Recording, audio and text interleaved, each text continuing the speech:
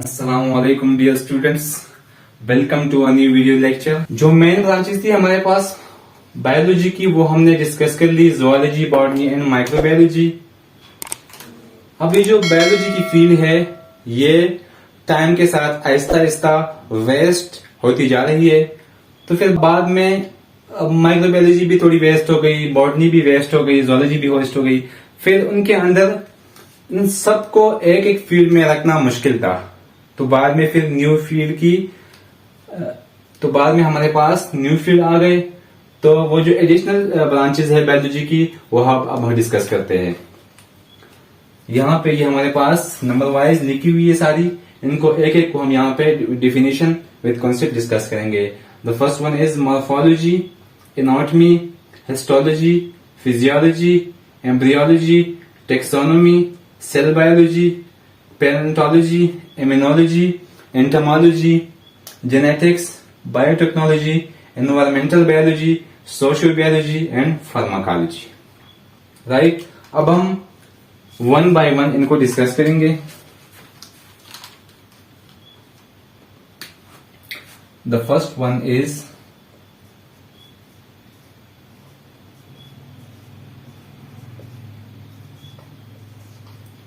morphology. Right?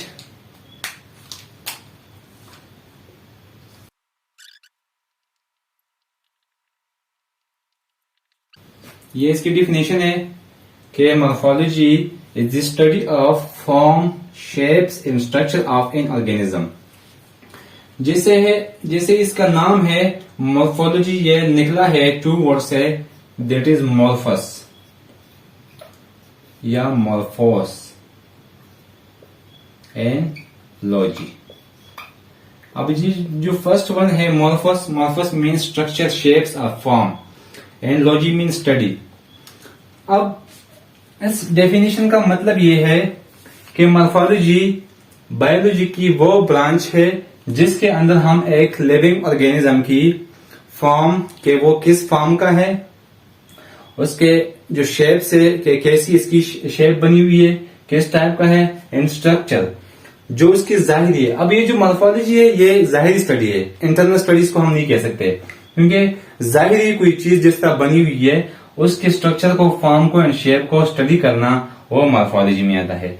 For example हमारे सामने ये एक, let's suppose this is a marker, but let's suppose this is a plant, tree.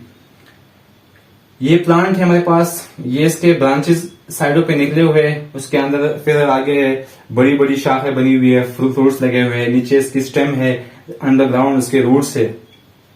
अब इसकी जो जाहिरी शक्ल बनी हुई है कि ब्रांचेस के कितने हैं, लंबे है, चौड़े है, स्टेम इसका कितना है, मतलब वेट में या लंबाई में, इसके फॉर्म शेप्स, इसकी ये जाहिरी जो स्टडी है जिसको हम करते हैं ये इसकी मॉर्फोलॉजी है। राइट, अब जो नंबर सेकंड पे है वो है एनाटॉमी।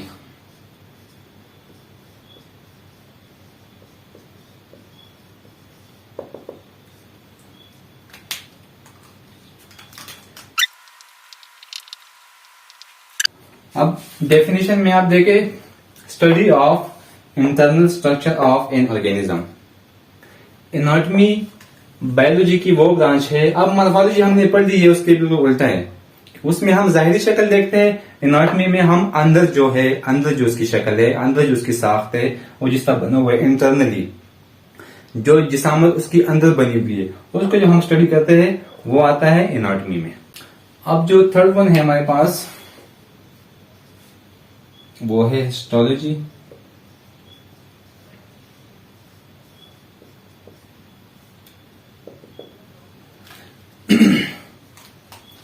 हिस्टोलॉजी निकला है लफ्ज हिस्टो से, हिस्टस एंड लॉजी। हिस्टस बोलते हैं टिश्यू को, एंड लॉजी बोलते हैं स्टडी को।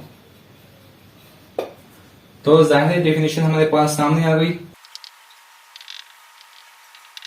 The study of all types of plants and animal tissue. Histology biology का वो ब्रांच है जिसके अंदर हम प्लांट्स, पौधे और जो जानवर हैं, एनिमल्स, उनके बॉडी के अंदर जितनी भी टिश्यूज है हमारे पास, उन सब की स्टडी करना वो आता है हिस्टोलॉजी के फील्ड में।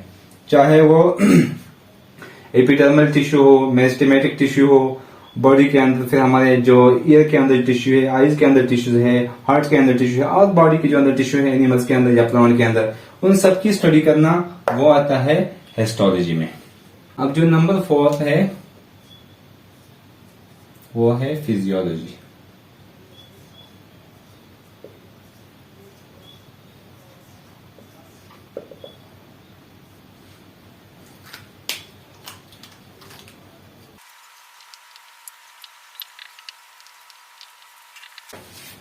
Physiology deal with the study of function of different parts of an organism. Physiology biology की वो फील्ड है जिसके अंदर हम क्या पढ़ते हैं, फंक्शन के एक हिस्सा है, एक पार्ट है हमारे पास एक ऑर्गेनिज्म के अंदर, उसका क्या काम है, उसके काम को, उसके फंक्शन को पढ़ना जिस फील्ड में हम पढ़ते हैं वो है फिजियोलॉजी। फॉर एग्जाम्पल हमारे पास हमारी बॉडी में है टंग। टंग एक पार्ट है हमारी बॉडी का, उसका फंक्शन क्या है, टेस्ट करना। तो टेस्ट जो है ये इसकी फिजियोलॉजी है, इसका फंक्शन है,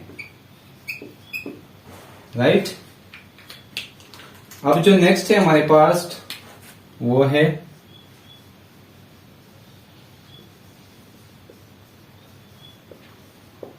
एम्ब्रियोलॉजी।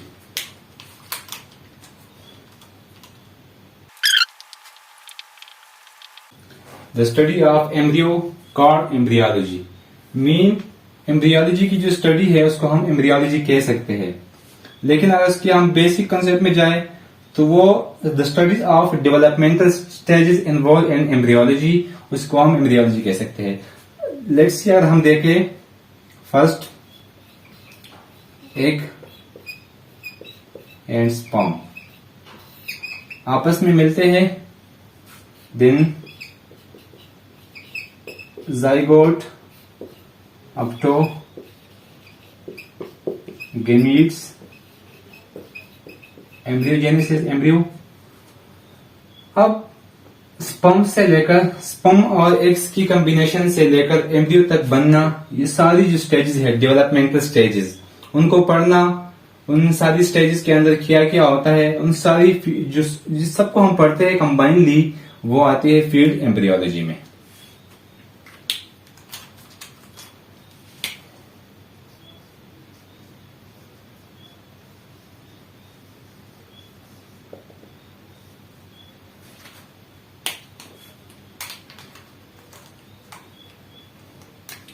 नेक्स्ट है हमारे पास टेक्सोनॉमी।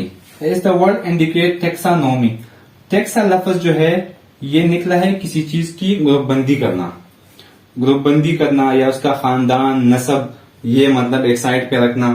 इस टाइप की स्टडी को या इस टाइप की नेमिंग को हम बोलते हैं टेक्सा। किसी को एक टेक्सा देना, एक किसी को एक ग्रुपबंदी देना। और फिर है naming, nomy, that is naming, scientific naming देना। टेक्सानोमी इज रिलेटेड विद हमारे पास डिफरेंट ऑर्गेनिजम्स हैं, उनको क्लासिफाई करना, उनको फिर एक स्पेसिफिक साइंटिफिक नेम देना। तो ये क्या किस में आता है, टेक्सोनॉमी है। लाइक फॉर एग्जांपल जो हमारे पास ह्यूमन बीइंग है, ह्यूमन बीइंग तो जिस किंगडम में आता है वो भी एनिमल किंगडम है, हम भी एनिमल किंगडम है। आगे फिर जो फैमिली है वो भी हमारी उनसे मिलती जुलती है। लास्ट में जब हम स्पेसिफाई होते हैं, हम क्लासिफाई होते हैं, तो हमारा जो साइंटिफिक नेम वो आता है होमो सेपियन। ये ह्यूमन बीइंग का साइंटिफिक नेम है। अब जो नेक्स्ट वन है हमारे पास वो है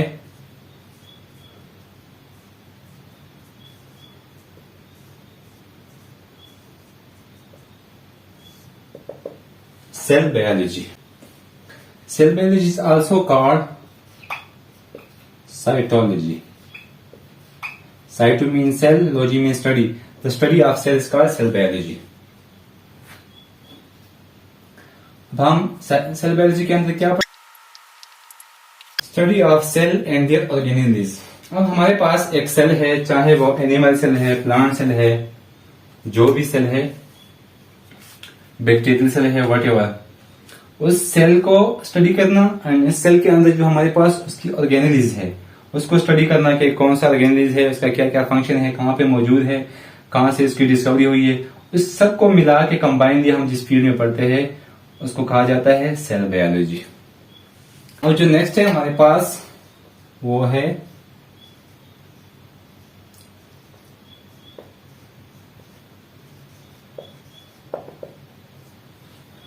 पैलेंटोलॉजी। अब पैलेंटोलॉजी क्या होती है?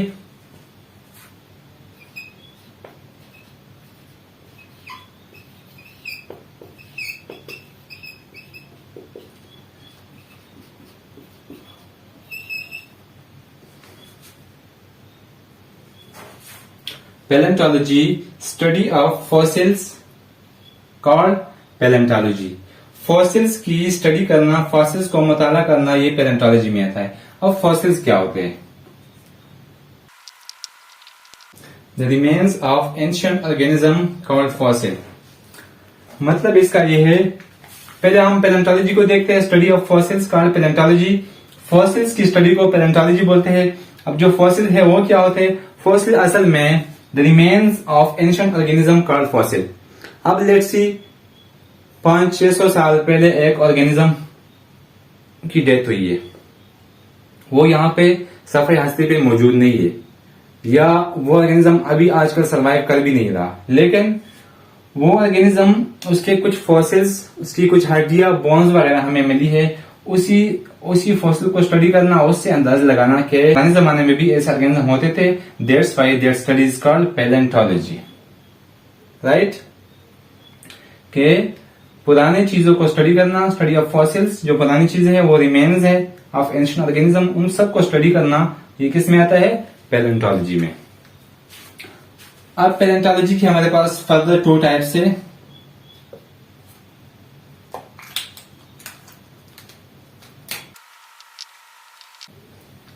पैलेंटोलॉजी की 2 टाइप्स है हमारे पास, एक है पैलोबॉटनी एंड वन इज पैलोजोलॉजी। अगर हम स्टडी कर रहे हैं पुरानी चीजों की जो हमें मिली है आसार कदीमा, अगर वो प्लांट्स की है तो वो आएगी palaeobotany, study of plant fossils.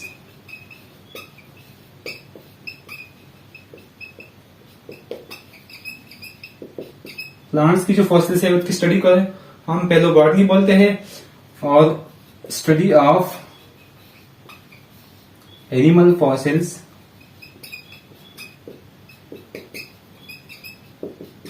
Called palaeozoology. जो एनिमल्स पुराने जमाने में उनकी डेथ हुई है, उनके कुछ हमें आसार कदीमा मिले हैं, कुछ चीजें मिली है, उनसे हम स्टडी करते हैं, तो वो आती है पैलोजोलॉजी में। अब जो नेक्स्ट है हमारे पास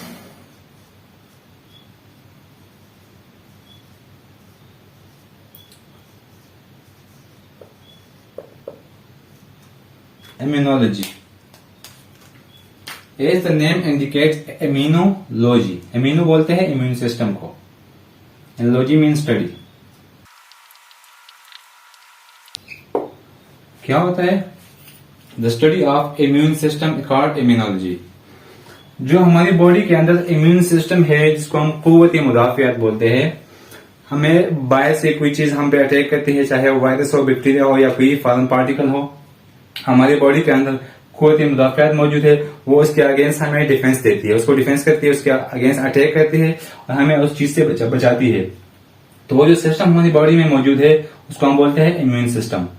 अब इस इम्यून सिस्टम की स्टडी करना के लिए, इम्यून सिस्टम किस तरह होता है, इस इम्यून सिस्टम के अंदर क्या क्या होता है, कौन से सेल्स होते हैं, कौन से सेल हमारा ये काम करते हैं, उस पूरी कंबाइंड स्टडी को बोलते हैं इम्यूनोलॉजी।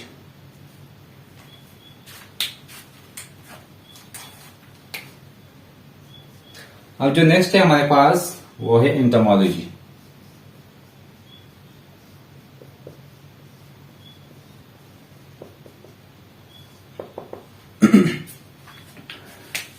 क्या है हमारे पास? एंटोमोलॉजी। एंटोमोलॉजी निकला है एंटोमस से और लॉजी। एंटोमस बोलते हैं इंसेक्ट्स को, लॉजी बोलते हैं स्टडी को। तो the study of insects is called entomology.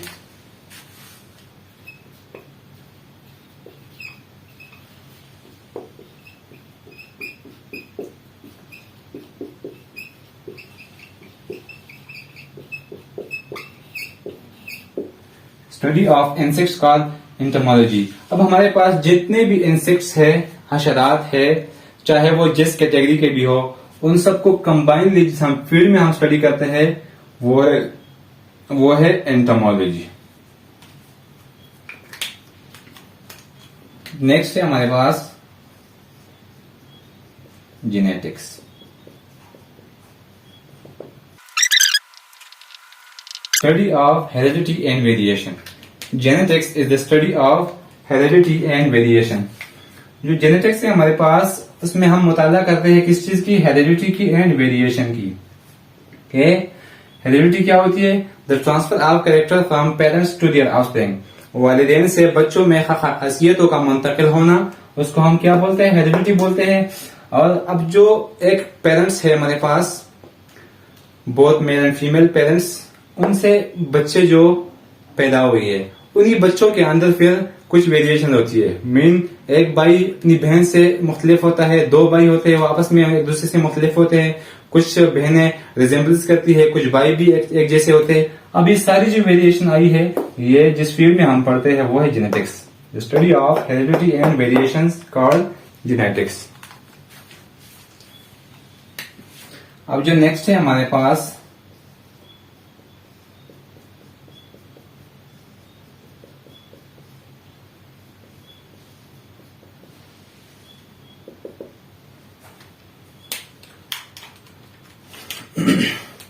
Biotechnology.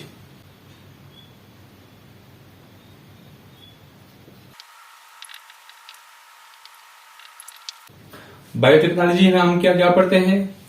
इसके अंदर जो हमारे पास जितनी भी लिविंग ऑर्गेनिजम्स है, जानदार जो हमारे पास अशिया है, उनका इस्तेमाल करना किसके लिए? ह्यूमन बीइंग या ह्यूमैनिटी, मैनकाइंड के, इंसानियत के फायदे के लिए। अब अगर एक प्लांट है, उसको हम इस्तेमाल कर रहे हैं, उसके अंदर कोई जीन्स हम चेंज कर रहे हैं या उसको हम मॉडिफाई कर रहे हैं, उसके अंदर जो भी चेंजेस आएगी और जिससे हमें फायदा होगा, ये सारी किस में आएगी? बायोटेक्नोलॉजी में। अब एक एनिमल है जिसको हम यूज कर रहे हैं ह्यूमन बीइंग या मैनकाइंड के फायदे के लिए, तो वो भी आता है बायोटेक्नोलॉजी के फील्ड में। नेक्स्ट क्या है हमारे पास? Environmental biology. Study of relationship of organism and their environment. अब एक एनवायरमेंट में ऑर्गेनिज्म रहते हैं किसी जगह पे, एक माहौल बना हुआ है, ठीक है, और उस माहौल में हमारे पास प्लांट्स भी है, एनिमल्स भी है, biotic, abiotic, living, non living factors भी सारे मौजूद है। अब ये सारा जो माहौल है, इनका और जो लिविंग ऑर्गेनिज्म है, उनका जो आपस में इंटरेक्शन है, जो रवाबित है अब आपस में, उन इंटरेक्शन को कंबाइनली स्टडी करना, वो आता है एनवायरमेंटल बायोलॉजी में, राइट। अब हमारे पास है सोशियो बायोलॉजी। सोशियो बायोलॉजी जो है वो डील करती है with the study of social behaviour of some animals. हमारे पास कुछ एनिमल्स ऐसे हैं जो कुछ सोशल होते हैं, मेन उनका जो लाइफ स्टाइल है वो काफी बेटर एंड सोशल होता है। की एग्जांपल हमारे पास है human being,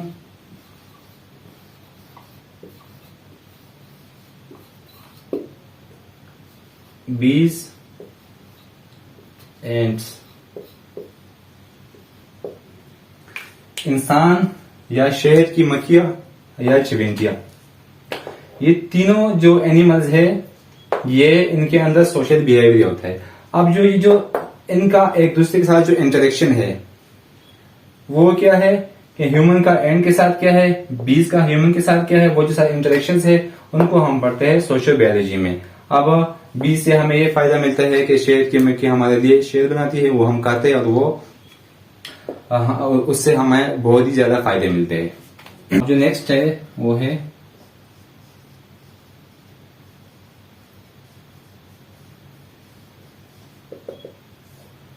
pharmacology and there effects on human.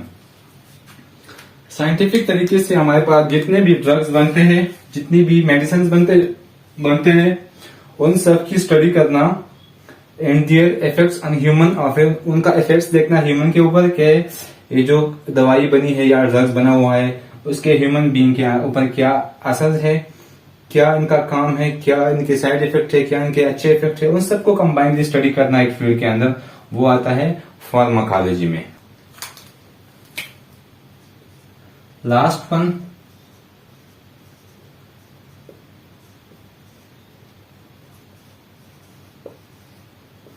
Parasitology.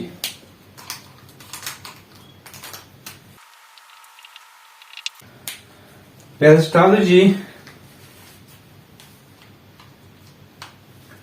Biology की वो ब्रांच है जिसके अंदर हम पैरासाइट्स को स्टडी करते हैं।